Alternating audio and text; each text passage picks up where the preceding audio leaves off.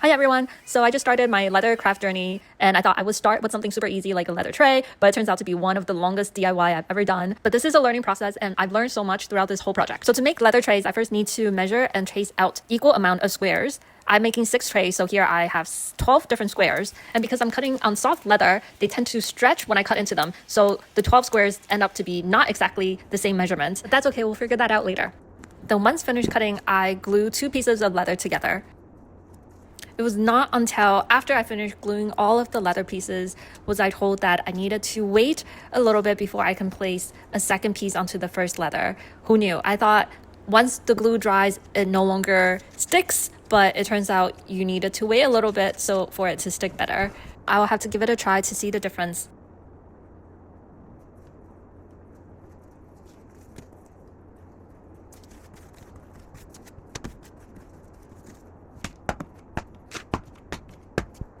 After all of these hard work, I decided to go for a little walk with my sister, and she treated me to this cute little pudding.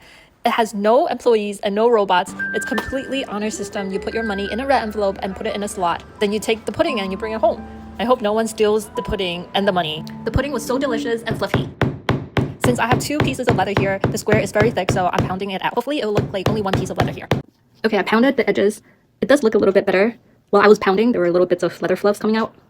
So I think I will do some sanding down and then see if it looks more like 1 piece of leather. And if not, I'll do a little bit more pounding. I think I'll go with that.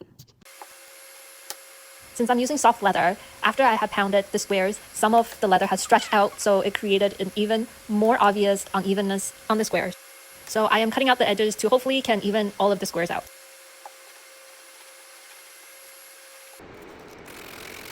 I'm also sanding down the square edges to hopefully even out more of the edges and also help with applying the edge finish later on.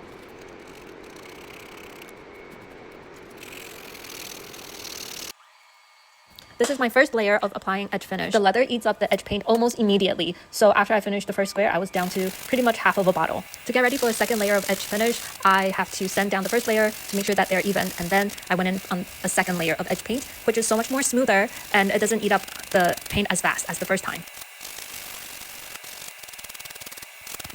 So I can't seem to get the snaps in. So I'm gonna run to the supplier in this 90-degree heat, and hopefully the owner will be nice enough to show me how to apply the snaps without too many problems.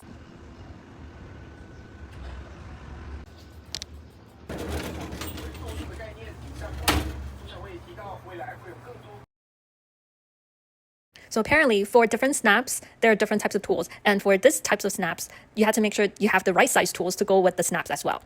So for Taiwan, I think these snaps are size 12, and so I got the size 12 tools.